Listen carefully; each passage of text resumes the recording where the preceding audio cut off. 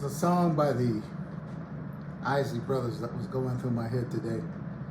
And usually when I start hearing old music from the past and I start getting into rhythm again, it's usually time to make a video. So here we go. But the little phrase that stuck with me was something that goes like this: your eyes tell me to pursue, and there's nothing I can do. But your lips say, look, but don't touch. No, no, no, baby. Look, but don't touch. So we see a dichotomy here of the eyes, which is the windows to the soul, energetic. Your eyes tell me to pursue, and there's nothing I can do. But your lips, so your lips, your mouth, what is being verbalized in the physical, says, look, but don't touch. No, no, no. So why do I bring that up as the opening to the video? Because it talks about confusion, mixed up moods and attitudes. Welcome, children of the light. Video number 7, if you want to call it 7B, but it's the major video of video 7. Welcome, students of the light. I might have said children of the light, same thing. We're always all students of the light. And so you see this dichotomy here where a person is saying yes on one hand, no on the other hand. It creates confusion. But where is the confusion? Is the confusion coming from you, who's receiving this message, or is it coming from them? It is obviously from them, because they're giving out mixed messages, but you can get caught up into those mixed messages, especially if you're energetically connected. And now you go down the rabbit hole of confusion. That is to say that most people right now are in a state of confusion, trying to figure out and spend all their currency and energy on what they are instead of who they really are. And see, the what and the who is a major difference. It's a major difference for being connected to the matrix or disconnected from the secondary matrix. Today, I'm just gonna roll with the flow of energy. I don't have anything pre-made. There's a couple of case scenarios. Why don't we go from there? If I bring up the case scenarios, we can talk about the cases. Okay, the first case, you'll see it on Instagram. Dr. Eric Bird bringing up some of the latest research on Alzheimer's dementia. And what does that have to do with today's video, which was the Garden of Eden versus the Garden of Hell? Creating the grounds that breed disease versus those that build vibrant health. If you recall, a few posts back on my Instagram channel, when did you say it? No. Y'all know where to find it, because most of you that are watching the video probably already know me. I put a post up about parasites. I'll say it again. I put a post up about parasites. And I said that we can use ivermectin, which is a pharmaceutical drug, but it is fairly safe, well tested, has been around for quite a long time, very effective for the removal of parasites.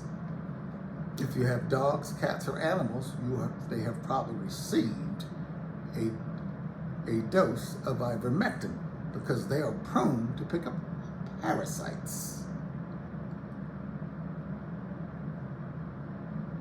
And I also said Dr. Jennifer Daniels had a protocol on the pure gum spirits of turpentine. I feel good today. So, ivermectin, pure gum spirits of turpentine. Dr. Eric Berg, the fifth horseman. So, I have them as 5A, but they're interchangeable. Dr. Jennifer Daniels, MD, who's out in Panama. Dr. Cywes, CYWES. Dr. Ken Berry.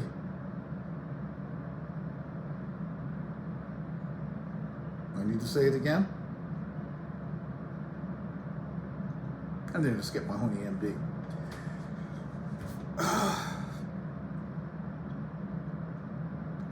The Garden of Eden. Alzheimer's dementia. Oh, and also Paul Saladin. Saladin. Who does a lot of research on the pro-inflammatory and toxicity of vegetable and seed oils, which I am now in concurrence with. The research supports it. See, this is not about, oh, yeah, I think, or I feel, and no, you either know it or you don't. You either have the research that supports it and backs it up. If you have a hunch, good. A hunch or intuition is good. Now go back it up with some facts and some experience, some wisdom, knowledge, and understanding. So, the latest research that was revealed by these research studies about neurofibrillary tangles within the neurons of patients with Alzheimer's dementia. You know what they found, and so the thinking was, if we get rid of the neurofibrillary tangles, we can cure Alzheimer's dementia, which is the most insane thing I've ever heard in my life.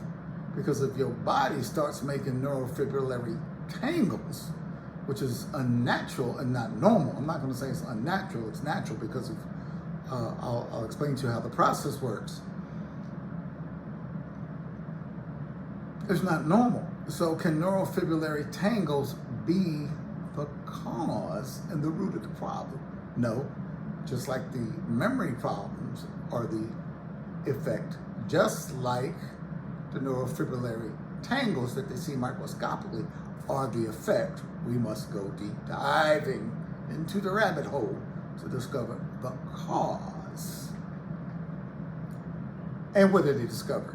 Within the neurofibrillary tangles were parasitic organisms. 3 different types, but I always tell you to worry about the spirochetes. Spirochetes, Spirochettete. Some of them don't use a double T, but these are spirochetes. The causative agent in syphilis, the causative agent in a lot of autoimmune system, and the causative agent in Lyme's disease. So what the neurofibrillary tangles were doing, it was the neurons' attempt, because these parasites had gone to the brain, went intracellularly, and your body's defense mechanism creates the neurofibrillary tangles, almost like a fisherman's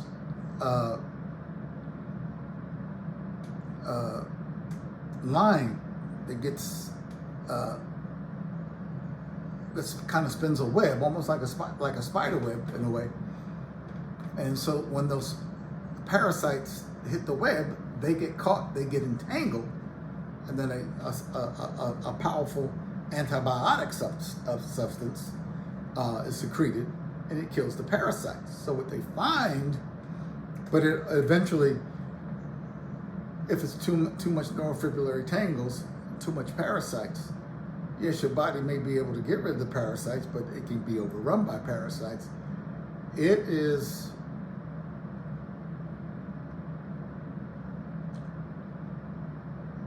the cause of intracellular or neuronal death,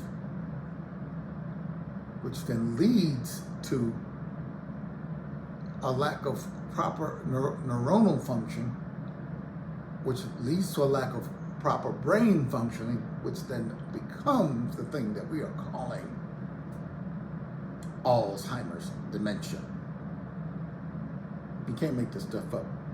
The matrix, secondary matrix, is a lie. But did we not come to expose the lie? Did we not come to expose the lies within ourselves and the lies of the secondary matrix? This is why you came here on this spiritual journey to begin with. We talk about a lot of things about Bradshaw and the family, so hopefully you've gotten a jump on that. I'll get more into that in another video. I don't want to get too hot and heavy with this, with that subject. I want that to kind of simmer. But I'll give you a case example just so you can, again, think about it some more. But we came here to decode, to decipher, and ultimately unplug from this secondary or false matrix. We came to play the game, to win the game, so we can go to the next game. Remember, the universal commandment is go outside and play. And the universal question is, Mama, can I go outside to play? Which brings me to a very interesting thing. My brother, his granddaughter is now 2. There's another lady who was at my home away from home, who's since moved, but her daughter is 2, and there's a couple of them whose daughters are 2. And I'm always impressed when, even before the age of 2, they learn to say the word no. It is the holy grail for a 2-year-old. I don't want to digress too much, but again, child development is really fascinating. And when they can say no, mean no, and then play with you with the word no, you know you got a smart child on your hand. And they're going in the right direction. They're going in the right direction as far as child development. So what I'll get into that later, but it just kind of crossed my mind. The word no, setting boundaries, individuating, right? So, yeah, the word no is very important. It's also important for an adult, because a lot of y'all don't know how to say no, set limits and firm boundaries, and you create what? Mixed up moods and attitudes, confusion. Eyes saying one thing, lips saying another. Energy says one thing, the physical you says a whole nother thing. And you wonder why there's so much confusion.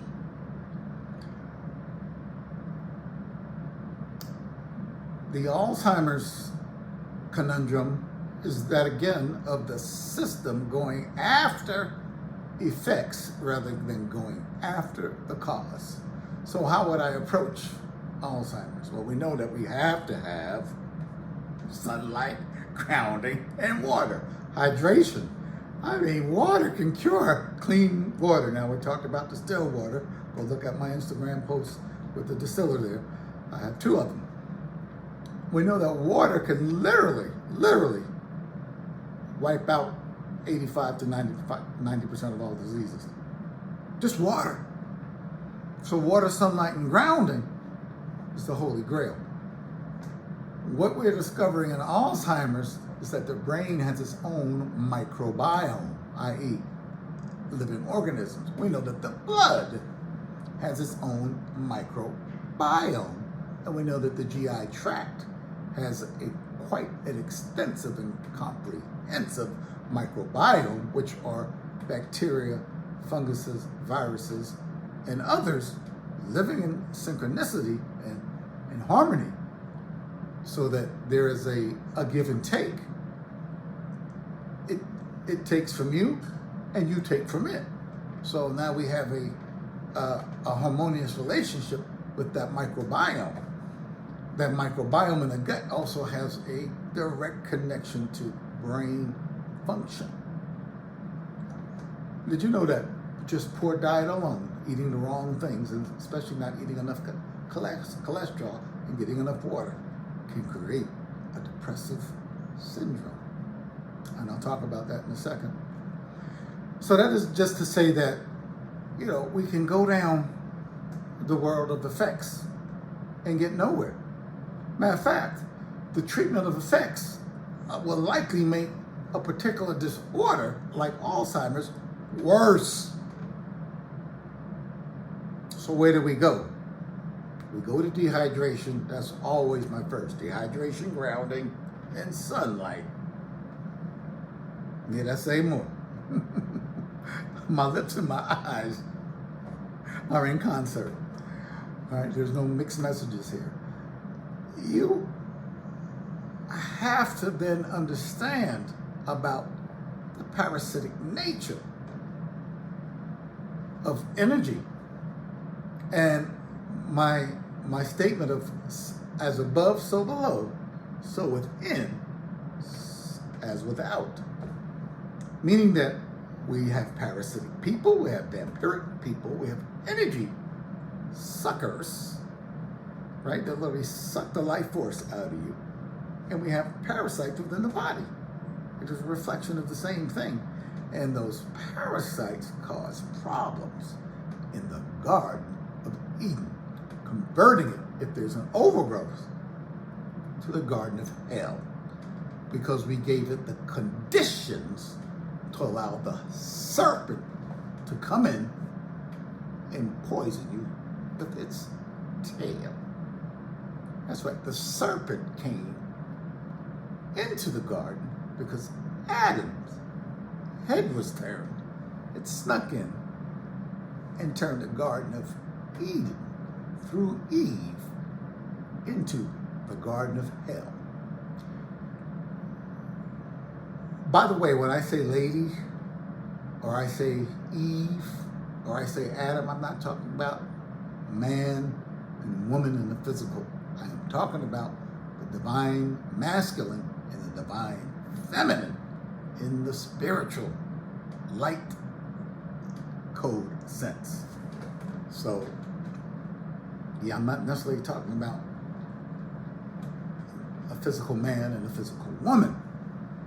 So in the Garden of Eden, and if I say Eve was taken over by the tail of the serpent, I am not talking about a woman in a specific garden other than the garden of your mind.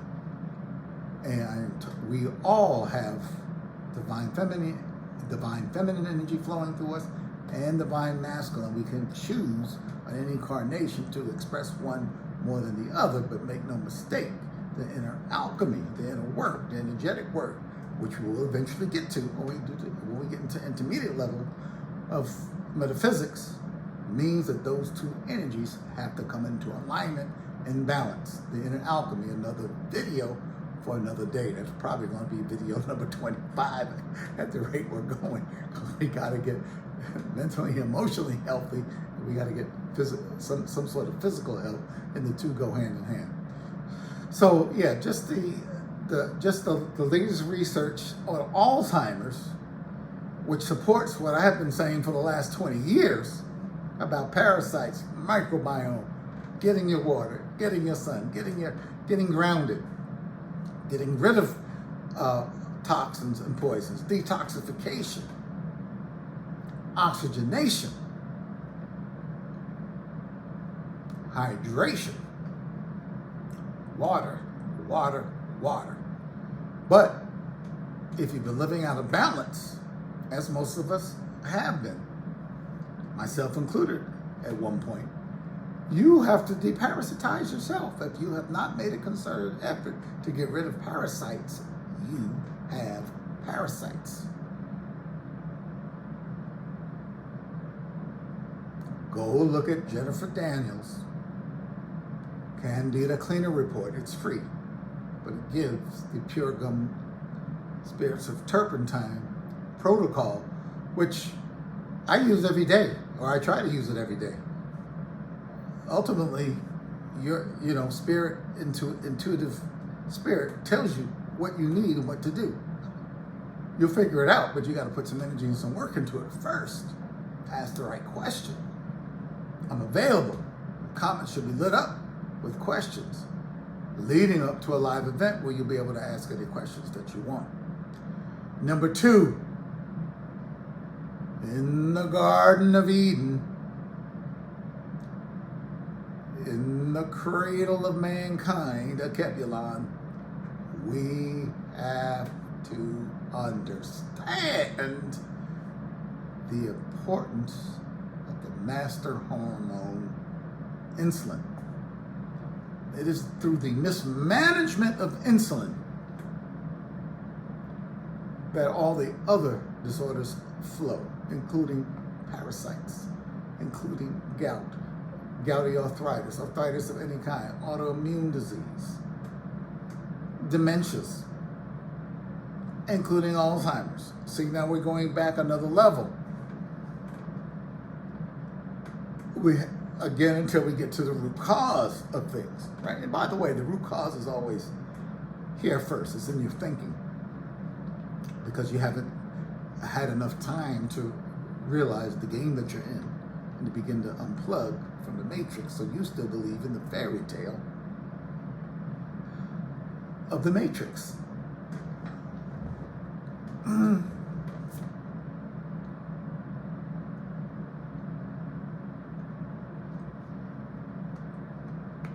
Okay. So, any state that creates insulin resistance and hyperinsulinemia, i.e., makes your cells resistant to the effect of insulin and therefore causes your insulin levels to rise. Elevated insulin is a kiss of death. It is the cause of 85%, in conjunction with a lack of water, of 90% of all chronic diseases known to mankind today, including parasitic diseases. Because in order to develop insulin resistance, in order to develop hyperinsulinemia, in order to develop high blood sugar, which is nothing more than a symptom, it's not really the high blood sugar that's an issue, although it can become a problem as well. So blood sugar is elevated high for long periods of time will create a glycosylation problem, which is literally a sugarization of your organs. So it's why they have to cut off legs, why people go blind. I'll say it again. Hyperinsulinemia in conjunction with insulin resistance, in conjunction with dehydration, and eating a diet that's high in vegetable oils, high in sugar, and high in starches, which quickly get converted to sugar. Welcome Dr. Ken Berry, who I left out of my All-Stars on purpose because I wanted to emphasize him by himself. The ketogenic diet,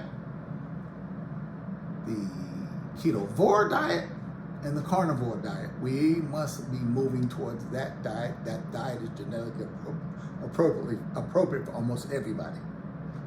And if you have a metabolic syndrome, metabolic dysregulation, you have got to get your insulin conundrum under control. You have got to get your insulin resistance under control. You have got to stop polluting the garden. You must bring in the cleaning crew to get rid of the parasites, to get rid of the weeds, to clean up. Sometimes it requires that we set off a bomb called ivermectin and pure gum spirits of turpentine. And every once in a while, because we will not be perfect in this matrix, this crap is all around us. We try and cut out alcohol.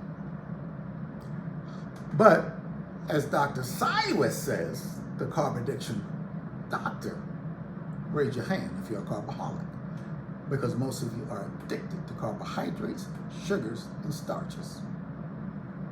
And yet I tell you, there's no such thing as an essential carbohydrate for the human body. Can we use them? Of course. Are they recommended? Not long term, and not to the point that it's going to raise your insulin levels and cause an insulin resistance, hyperinsulinemia, which leads to everything. And so that answers my friend Sam's question about what do I do about gout? We clean up the garden.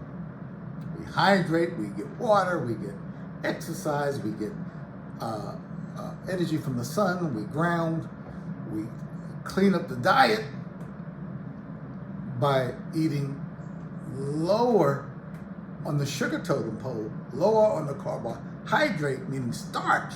See, carbohydrates, spinach is a carbohydrate, it's not what we're talking about.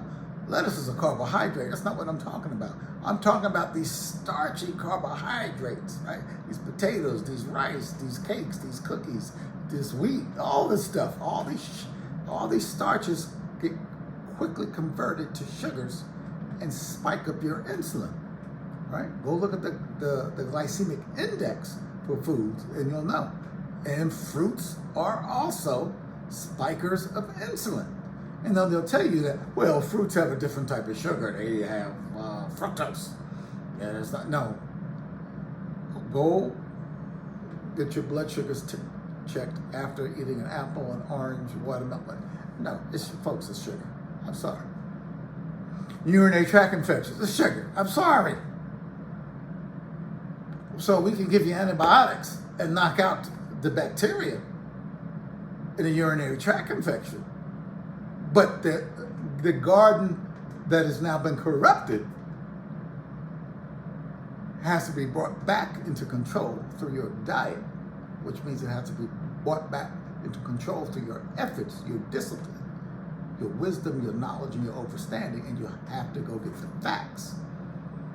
And I'm not going to keep spoon feeding you, but I do not want you to get started down this path of metaphysical development of energetic and core and frequency vibration elevation until you begin to at least have some of the core principles of understanding how you need to look at things.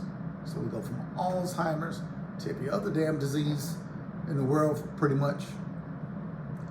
We look at how the garden becomes putrid, and it is a setup for parasites. And the parasites come in, they're feeding on in the garden of hell, the putrid nature of your diet, the crap that you are feeding yourself. Then these parasites will feed on.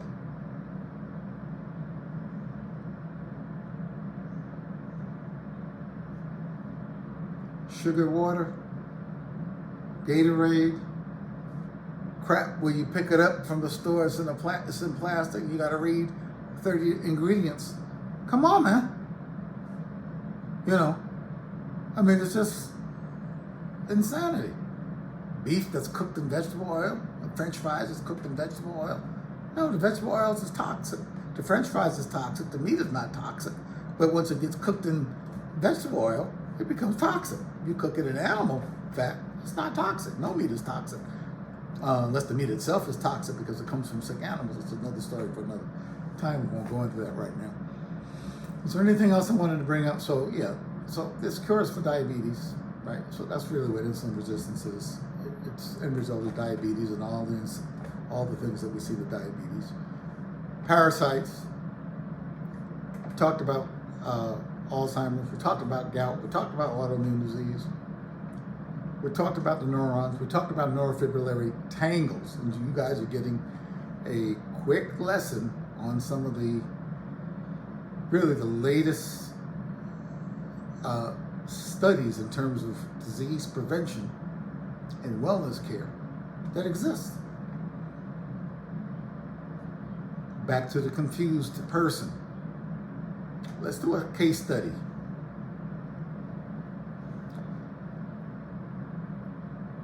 A child comes to me, age of 16.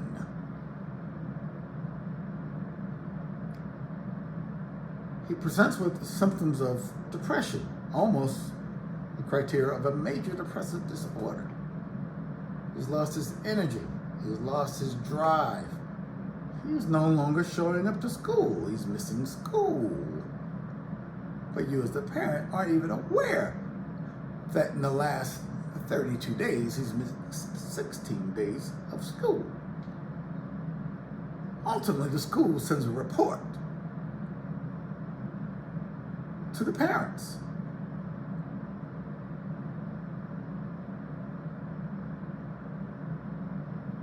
And that child is then sent to me. He's depressed. Oh, he's got a whole lot of intellectual reasons why he's depressed. I want to leave home. I don't like it at home. You know, my brothers and sisters left home and I'm alone and this and that and the other. Come on, stop it. What is the problem here? You cannot have a 16-year-old becoming depressed unless something traumatic has happened outside of the family, which in his case, it did not. So then what has happened? A dysfunctional family system. Please go look at John Bradshaw on the family to get a hold of what goes on. So my job becomes to work with the so-called patient, but at the same time, I've got to deal with that family system. And that family system is in complete denial. One of the first defense mechanisms that we learn to develop, and it stays with us throughout life. And there's a time and place for denial. But chronic denial is a problem that leads to chronic procrastination, which leads to pretending that the problem does not exist. You cannot take dysfunction, add dysfunction, and create function, even though your intentions were to create what you didn't have in the past, which is a functional family. You want to give your kids a functional family experience, which means that you're literally trying to get something out of the kids, even though you're trying to give them something too. At the same time, it's dysfunctional because you're trying to get a functional family system out of your kids. No, your job is to build self-esteem, create good habits, allow your kids to go outside and play. Create a safe environment for their play. Encourage their imagination and creativity. So a depressed 16-year-old is someone who is emerging out of a dysfunctional family. And so emotionally, he has been corrupted by that dysfunctional family. And so what do I tell the family? I said, family, this is just not the child's problem. This is a family problem. It's a family systems problem. And as I'm telling you this, you probably already know what I'm saying. The child cannot laugh. You know, if you can't really have a laugh that's, really coming from here, those of you who know me know I'm always laughing. But this real laughter. It's coming from deep within and out. It's not a superficial laugh. It's real laughing. I bet if I had my choice, I'd be cracking up all day long. But laughing is a healing energy, by the way. It's one of the 12 elements. But the kid cannot laugh. That means the energy flow is not there. But again, is lack of laughter his problem? No. The dysfunctional family system is and always will be the problem. So you go to another psychiatrist, another therapist, another doctor, and they want to treat the effects once again. Here come the antidepressants and this one and the ADD medications and God, and how does that affect the developing brain? When I made a post on Instagram that the human brain nervous system doesn't complete its development until the age of 27.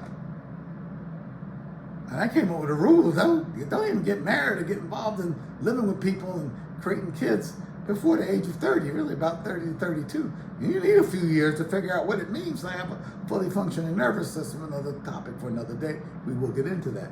Relationships. and relationships based on an energy connection that is pure and clear about its intention. You reaching out to that person reaching back. Not I saying one thing, i.e. the energy saying one thing, which is really the true thing, and lips saying another. Look but don't touch. Back to that again. So I think you guys got the idea about we got to clean up the garden, we got to clean up the diet, we got to clean up what we're putting into our bodies. Distilled water is the superior water because nature heats up water from the oceans, from the lakes, ponds, etc. It evaporates. It goes into the clouds, which is gaseous water, and we have rain. And if the air is clean and the grounds are clean, which unfortunately right now they're not so clean, which is why even spring water is somewhat tainted. But if you make your own distilled water at home, so that process of from the ground up into the skies and then down again, that is distillation. Nature distills all of its water. We should be distilling all of our water. Not alkaline water, not filtered water, not reverse osmosis water. Are they bad? No, it's better than drinking the tap water direct. So you do what your budget allows you to do. I just give you the best of the best so you can work towards that. Okay? So I'm not here pointing fingers at you to go out and buy a $600 water distiller. You know, it may not be feasible for most people. I've had some people say, can you make me distill water? I'll pay you for it. No, I'm not in the business of making distilled water and selling it. It probably wouldn't be a bad business to get involved in. So we gotta clean up the garden. We gotta be clear about our own intentions. Listen, if you're not clear about your intentions, you can't even bring in appropriate manifestation because you're torn. And you can pretend not to be torn, but pretend doesn't matter to reality. Or should I say, reality. It doesn't matter what you're pretending. The energy is real. That energy is there. That energy connection has already been made. Nothing you can do about it. Same thing for the other person. Nothing, that happens. It's natural.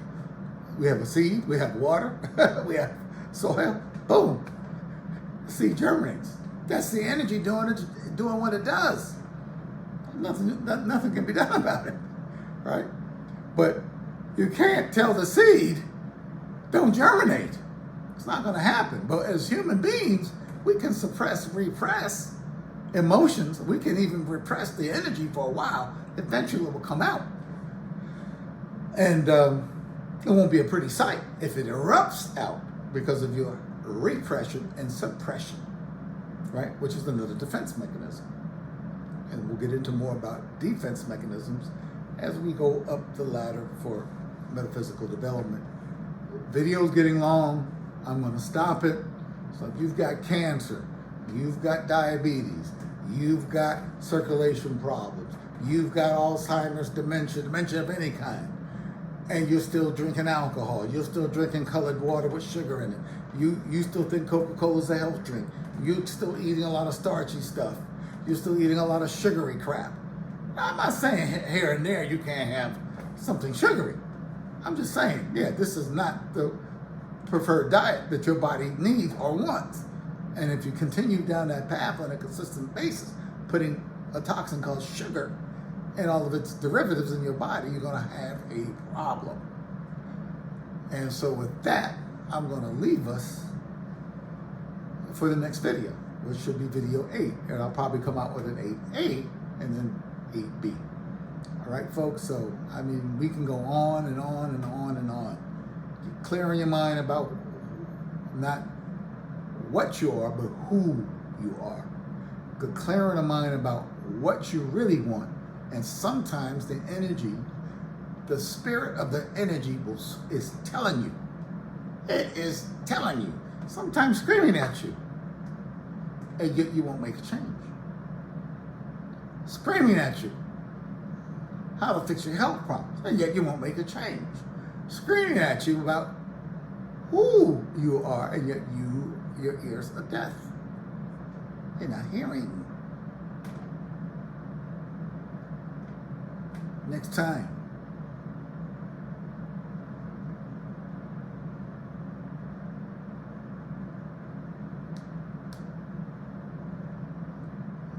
Here we go with the